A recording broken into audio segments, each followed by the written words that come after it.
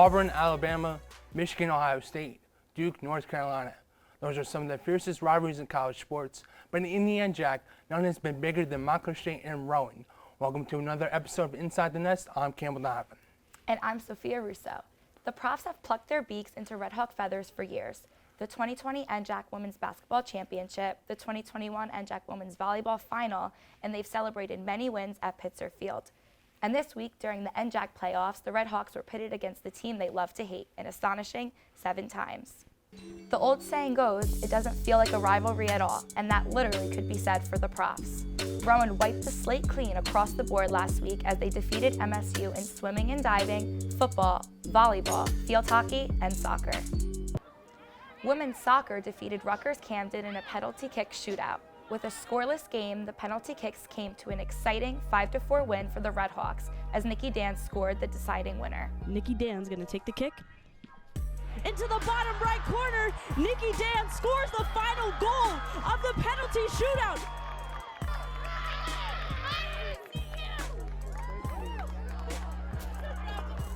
Our team always has each other's back, so no matter what, we keep our energy high, we just keep pushing through. And as long as we just take it play by play, we stay composed, we stay relaxed, and honestly, it's all just having each other's backs. Penalty kicks are a really mentally difficult thing to prepare for if you don't prepare for it. We were super prepared. Yeah, we worked on the kicks in practice and all that stuff. We were also prepared for the mental aspect, if it doesn't go your way, how we react, what our body language is to keep the morale up for the team. The stage was now set for the team to face the only team that they fell to earlier in the season, the Rowan Profs. With the away team up 2-0, MSU was in crunch time mode. Aileen Cahill would beat NJAC Goalkeeper of the Year Callista Burke.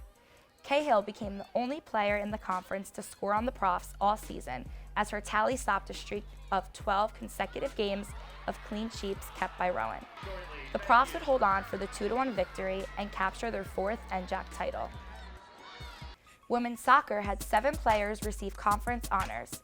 Kylie Prendergast, Aileen Cahill, Ashley DiFrancesco, and Emmy DiNovellis all received first-team honors.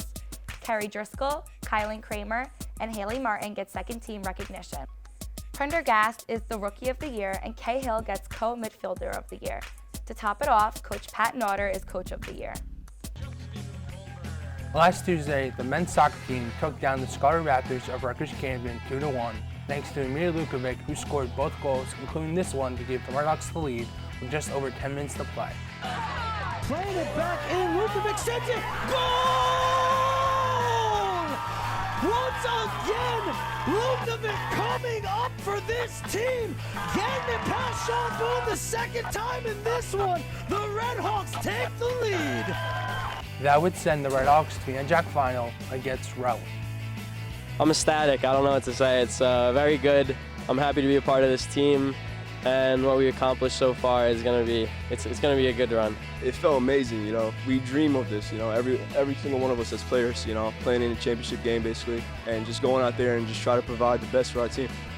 For losing the semifinals, it was, it wasn't good, It brought everyone's morals down, confidence down. But after winning this game, we believe in ourselves now. We're going to come here into the final and just try our best to get the dub. The Red Hawks were looking for their first title since 2019. Scoreless heading to the 78th minute with Shane Keenan now in net and Giancarlo Altamirano coming off the bench. The Profs lead scorer Chad Yates was initially stopped on the breakaway by Keenan, but Davide Caputo puts in the loose ball.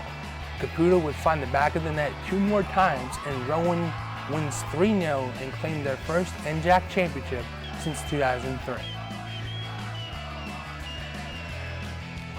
7 players from men's soccer, including head coach Todd Tumulty, received conference honors. Tumulty wins NJAC Coach of the Year, and Radonchik, Josiah Crawford, Amir Williams, Shane Keenan, and Ian Chesney notched first-team honors as Owen Murphy captured second team and Giancarlo Altamirano was an honorable mention. Chesney is also the recipient of the David Logart Leadership Award, and Keenan is the NJAC Goalkeeper of the Year. Congratulations to our Red Hawks. Despite both teams losing in the NJAC finals, they each had the chance to receive at-large bids into the NCAA Division III tournament. The women's soccer team held a viewing party to watch their chances of making it. The team gathered in the champions room to watch the selection show and gave an exciting reaction after they found out they made the tournament and will host. And this one that they are playing, you see Montclair State. MSU will play the University of Lynchburg in the first round, while John Jay College and Christopher Newport University will face each other in the other matchup. Winners of each game will move on and play the next day to determine who advances to the next round. The women have made the tournament 8 times in program history, the last time coming in 2016. They are 9-6-1 over the course of 16 games and are looking to make it past the third round, which would be the furthest they've ever made it in the tournament. The Red Hawks are 0-2 all time against Lynchburg, but they are looking to change that this weekend with a win. Unfortunately, the men did not make the tournament, which officially ends their season with an impressive 15-2-4 record. We still like to congratulate them on a great season and can't wait to see them return next fall. After surviving the regular season and claiming the number 4 seed in the NJAC playoffs, the field hockey team still had the mountain-sized task of facing number 1 Rowan in the semifinals. And the Profs showed why they are one of the best teams in the country, defeating the Red Hawks 6-1. Gab Maisto notched the lone goal for Montclair, her 6th of the year. The Red Hawks continue their postseason struggles, failing to advance past the semifinals since 2016. Although they lost this week, they still ended their season on a high note, with 4 players being named to all NJAC teams. Junior forward and midfielder Carly Van Tassel received a first-team honor, which is her 3rd as a Red Hawk. She guided her team scoring a total of 9 goals, 7 of which were game-winning points. Van Tassel finished the season with 19 points and 47 shots.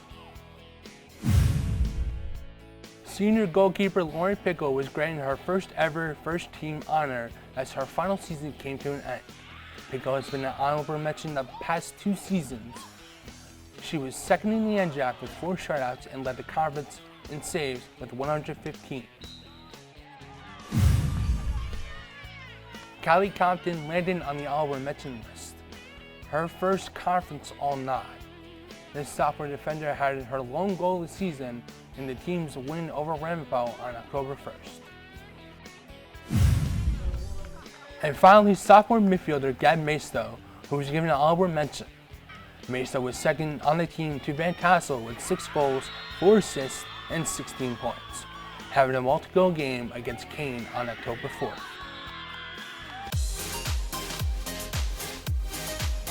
Although the ending isn't quite what they wanted, the MSU field hockey team should be holding their heads up proud.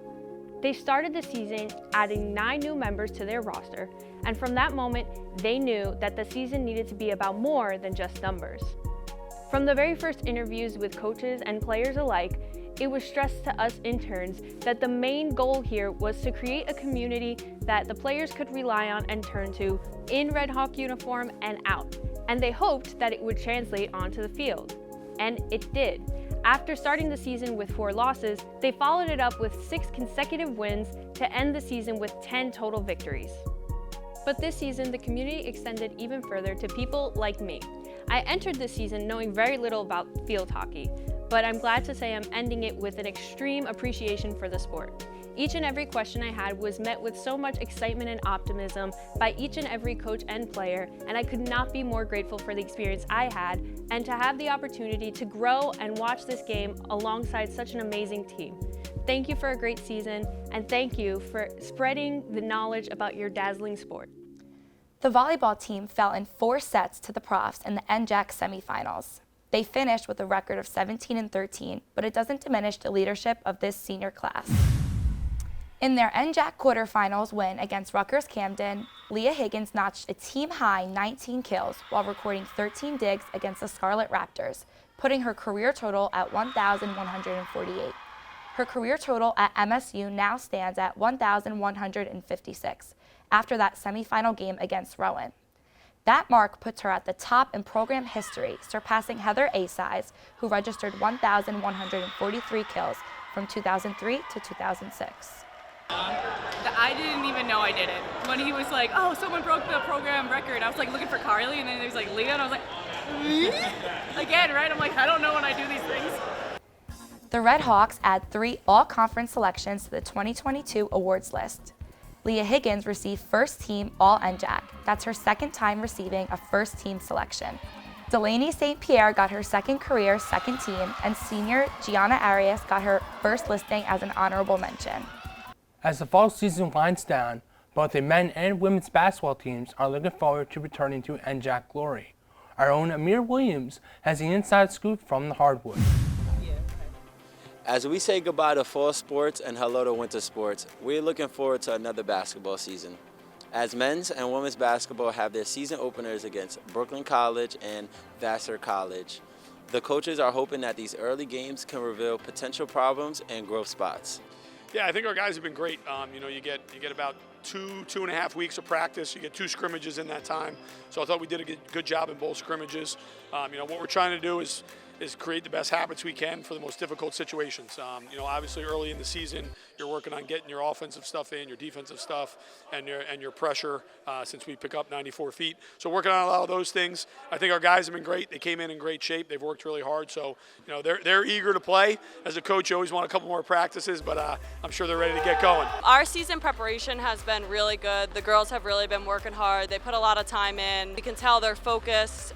They've been driven. They're dedicated. And that's all we look to see for in our players. We're super excited for our first game on Tuesday, and we hope to see a lot of defense, a lot of rebounding and running. That's kind of our motto. So if we do those 3 things, then I think we're going to be in pretty good shape. The teams will have a lot of new faces after losing All-NJAC player Irv Callender, and women's basketball losing the Defensive Player of the Year, Trisha Peterson, as well as Julia Sutton, who led the teams in threes. It's the first time many will wear a Red Hawk jersey, and with that comes some excitement and nerves. To wear a Red Hawk uniform for the first time feels great. I'm excited to play for these guys. It's a very similar system to what I'm used to. I enjoy the brotherhood and the habits that we all built. Wearing a Red Hawk uniform for the first time this season is definitely a great feeling. I'm so excited to be here, and choosing this school to come here as a freshman was definitely the best choice. One big name returning for the women is Nikki Carter. Super close to 1,000. Everyone keeps talking about it. I'm trying not to really think about it. I'm super grateful to be part of the team that allows me to do so well in the offense. I know my points are going to come when they come. We're just trying to focus on getting a win. First game against Vassar on Tuesday. We're super excited for it. This is a really good opportunity for us to set the tone for the rest of the year. It's awesome that we get a home opener to start our season off here. We're just looking to start off on a really high note. We've had such a great preseason, so I think it'll translate really well to our first game.